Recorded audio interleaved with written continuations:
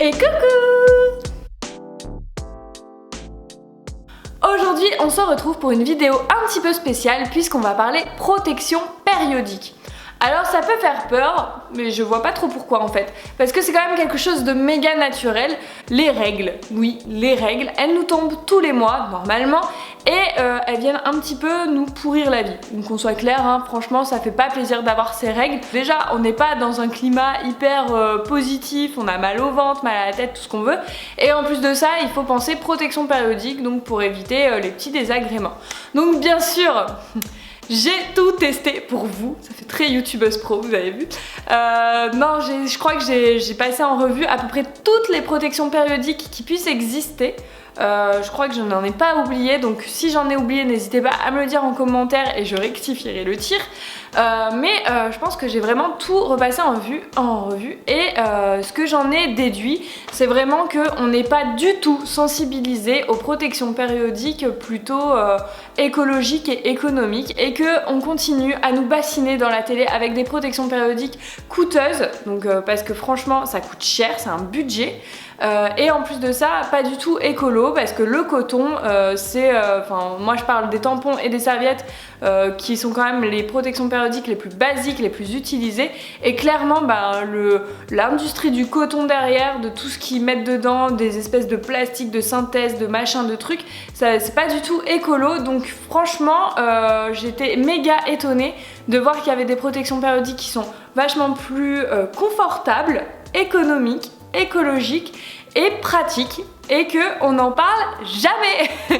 Donc ouais, je vous fais un méga suspense. Quelle protection périodique j'ai choisi après tous ces tests? Et vous le saurez à la fin de la vidéo.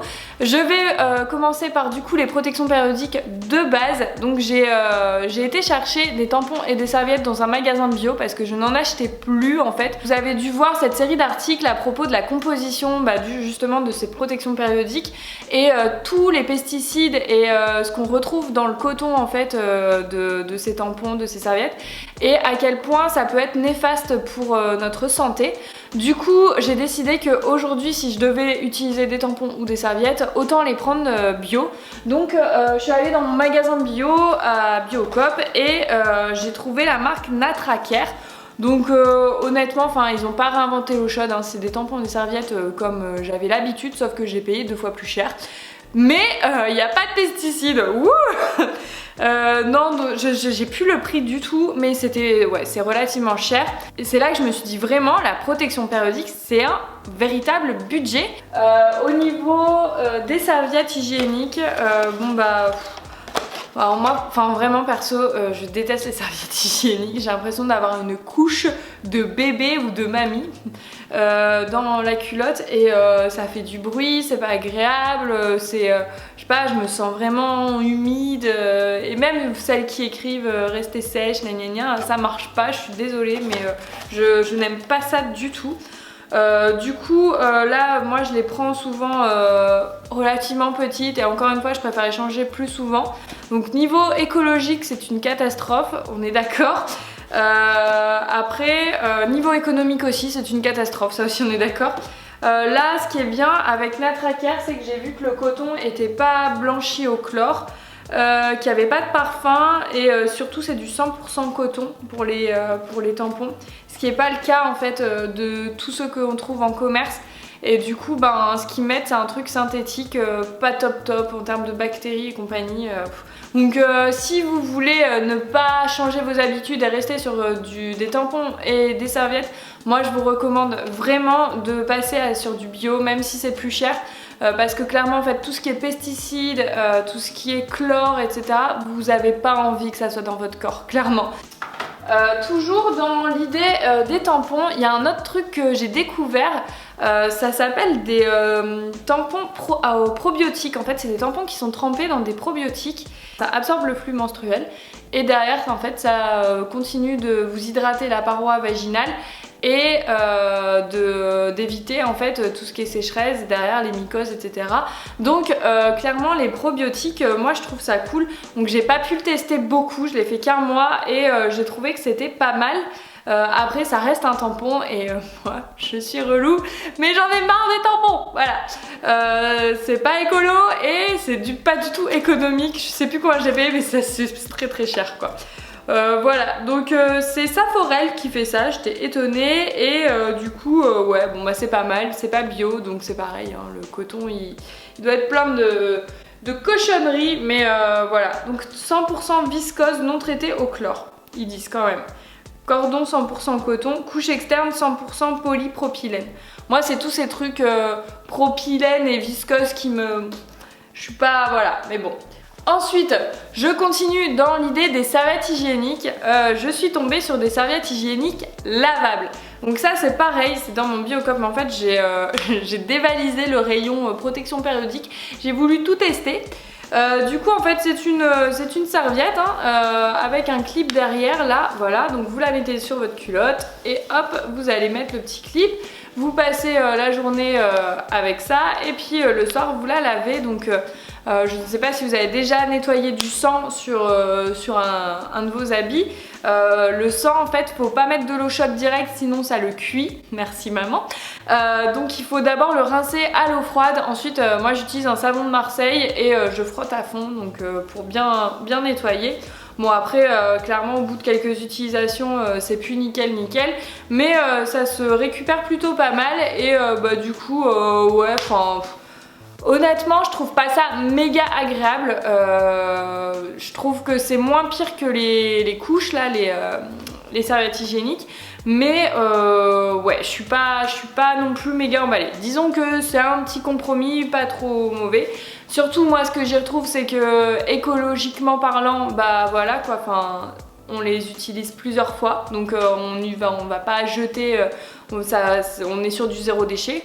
Donc ouais non ça c'est pas mal. Si vous touchez un petit peu à votre machine à coudre, je pense que vous pouvez vous les faire vous-même. Il faudrait se renseigner sur les différentes couches qu'ils mettent pour pas que ça passe à travers. Mais c'est plutôt ouais, c'est un bon compromis. On va passer à la protection périodique suivante, c'est les coupes menstruelles. Alors les coupes menstruelles, on en entend de plus en plus parler et heureusement, ça je suis plutôt contente parce que finalement c'est une bonne alternative écolo et économique, mais c'est toujours pas ce que j'utilise comme protection périodique. Encore du suspense. Non du coup en fait j'en ai déjà parlé dans mes favoris. Moi j'utilise la Luna Copine qui n'est pas celle-là, mais en fait comme vous le voyez, je sais pas si vous avez suivi mais j'ai déménagé et du coup en fait là vous avez le côté plutôt rangé derrière moi, mais derrière c'est carnage, il y a des cartons partout et ma coupe menstruelle est perdue au fin fond d'un de ces cartons, je ne sais pas où je l'ai mise. Donc du coup j'ai retrouvé celle-là que j'avais essayée il y a quelques années mais qui ne m'allait pas. Et ce que j'en ai déduit, parce que j'ai une copine qui l'a essayée et elle lui va très très bien. Enfin elle a pas essayé celle-là, elle a acheté une autre. Quoique j'ai vu sur des forums qu'il y en avait qui s'échangeaient les coupes menstruelles, c'est trop bizarre. Bref, passons. Du coup, les coupes menstruelles, ce qui est bien en fait, c'est que vous allez vous mettre ça dans le vagin en fait. Donc vous allez le plier, hop. Vous le mettez dans votre vagin, ça va s'ouvrir. Et ça va récupérer votre flux pendant jusqu'à 12 heures. Donc globalement en fait on n'a pas besoin d'aller faire des allers-retours toute la journée aux toilettes, c'est plutôt pratique. Il n'y a pas de ficelle qui pende ou quoi. Donc si vous allez à la piscine, vous n'allez pas avoir la ficelle qui pendouille. L'autre truc aussi avec la piscine, c'est que le chlore ne va pas rentrer. Donc ça va pas faire comme avec un tampon qui va se gorger d'eau et c'est pas du tout agréable en plus de voilà, limite hygiénique quoi. Donc là vous allez être protégé et vous êtes sûr de ne pas avoir de fuite. En termes pour les sportives etc, moi je pense que la coupe menstruelle ça reste la protection périodique la plus pratique, la plus confortable aussi, parce que clairement on oublie totalement qu'on en a une. Et puis je trouve que c'est propre aussi finalement parce que une fois qu'on l'a mise en fait ça ne déborde pas nulle part. Enfin j'ai jamais eu de fuite à part avec celle qui n'était pas faite pour mon vagin, j'ai envie de dire. Parce que le truc, le petit défaut de la coupe menstruelle selon moi, avec le recul que j'ai aujourd'hui et après en avoir testé plus de 3 ou 4 marques, même 4 ou 5, c'est que clairement il faut trouver celle qui est adaptée à votre vagin. C'est pas une blague, mais vraiment je trouve que d'une coupe à l'autre c'est pas du tout le même ressenti, la même réception. Après vraiment faut trouver celle qui vous va le mieux. Moi j'ai pas d'action chez Luna Copine. Je l'ai acheté comme tout le monde à Biocop encore, c'était au moment où je dévalise le rayon. Et du coup bah ouais non, celle-là me va très bien. Mais celle-là je me souviens même pas le nom de la marque. J'arrive pas à me souvenir. Si vous le savez, n'hésitez pas à le mettre en commentaire. Et la question qu'on me pose souvent c'est ah oui non mais moi quand j'ai mes règles je remplis ça mais au moins 3-4 fois par jour. Et ben vous allez être étonnés mais non. Quand on utilise des tampons ou des serviettes, on a l'impression que on fait des hémorragies totalement, qu'on perd vraiment énormément de sang. Et finalement en fait quand on va utiliser une coupe menstruelle, j'ai perdu la coupe, ouais c'est pareil. Quand on utilise la coupe menstruelle, honnêtement, elle est même pas remplie à la moitié à chaque fois. Alors que je pensais vraiment que j'avais un flux assez important, je me suis rendu compte que non, finalement. Donc je vous assure, promis, que la coupe menstruelle, pour la remplir, faut vraiment y aller quoi. On passe à la dernière protection périodique, donc qui est celle sur laquelle j'ai jeté mon dévolu, qui est celle qui m'a le plus convaincue. C'est la culotte de règles. Bon alors ça c'est la vie quoi. Donc c'est Mamakila qui me l'a envoyé. Je sais pas si on dit Mamakila, Mamakia, voilà. Je vous mets le lien en barre d'infos. Et honnêtement, c'est pas que j'étais sceptique parce que j'avais vu pas mal de vidéos sur les filles qui disaient que c'était génial, mais j'attendais de voir, hein, je suis un peu comme, c'est quoi, c'est Saint Thomas, je crois qu'à ce que je vois. Du coup, je l'ai essayé, donc déjà je trouve qu'elle est pas si moche que ça, parce que quand on dit culotte de règles, en général on voit un truc moche en coton dégueulasse avec des trous partout, c'est ce que j'ai aussi, mais là on parle quand même d'une culotte relativement basique noire avec une petite dentelle au niveau de la ceinture, donc honnêtement ça se porte bien. Je trouve qu'elle est plutôt confortable, c'est-à-dire qu'elle prend bien toute la zone de règles, on se sent pas, on sait que ça va pas partir, enfin moi j'ai eu aucune fuite clairement. Donc le tissu est assez épais là parce qu'il y a 3 couches, donc si j'ai bien retenu, il y a une couche qui va réceptionner du coup le sang, et qui va faire en sorte qu'on reste au sec. Ensuite au milieu il y a une couche qui absorbe le sang et qui le garde, et enfin il y a une autre couche plus imperméable qui va éviter qu'il y ait des fuites, voilà. Donc ouais franchement c'est génial. Donc si vous n'avez pas compris le principe, il suffit juste d'enfiler cette culotte et de ne rien mettre d'autre. Donc ni tampon, ni serviette, ni coupe menstruelle, rien du tout, parce que tout est reçu là. Donc juste c'est la vie quoi, enfin en fait ça fait comme d'habitude sauf qu'en fait il y a les règles. Et on est au sec, c'est ça en fait par rapport aux serviettes hygiéniques que moi je n'aime pas parce que je trouve qu'on est toujours en mode humidité et compagnie. Là en fait le sang est rapidement absorbé par la deuxième couche de la culotte et du coup bah en fait on est vraiment au sec et c'est confortable. Et vraiment enfin moi je vais en acheter d'autres clairement parce que là j'en ai qu'une. Donc ce que je faisais c'est que ça se porte 12 heures. Donc je la mettais le matin et le soir bah, je la lavais, et la nuit bah, je mettais une serviette ou ce que j'avais en fait d'autres. Donc voilà. Après il y a d'autres marques qui font les culottes de règles. Je les ai pas testées, j'ai eu énormément de retours, donc n'hésitez pas à me mettre en commentaire si vous avez déjà testé la culotte de règles, quelle marque vous avez utilisée et est-ce que vous en êtes content.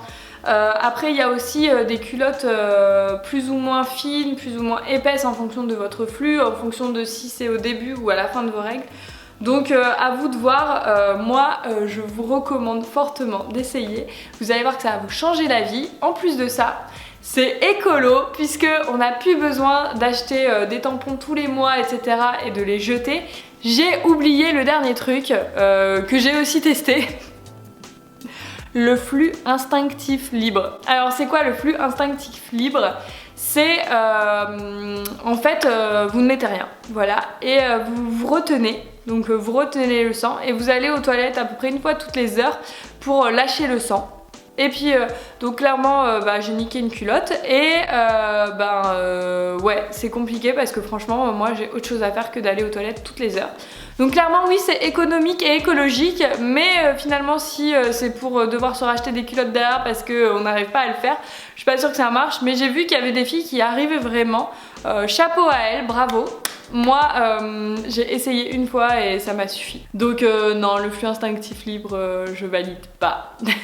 J'espère que cette vidéo vous a plu et qu'elle a pu un petit peu vous éclairer sur les alternatives qui existent en termes de protection périodique par rapport aux tampons et aux serviettes. Moi en tout cas j'ai trouvé ça plutôt cool de partager ça avec vous. C'est pas un sujet que j'ai pu aborder souvent ici, mais c'est quand même quelque chose qui revient tous les mois et qui nous concerne toutes, donc je trouve que c'est quand même important. N'hésitez pas à me dire en commentaire qu'est-ce que vous utilisez et votre expérience là-dessus, et puis si j'ai oublié une protection périodique, n'hésitez pas aussi à me le dire, je suis désolée. En tout cas, on se retrouve la semaine prochaine pour une nouvelle vidéo, salut!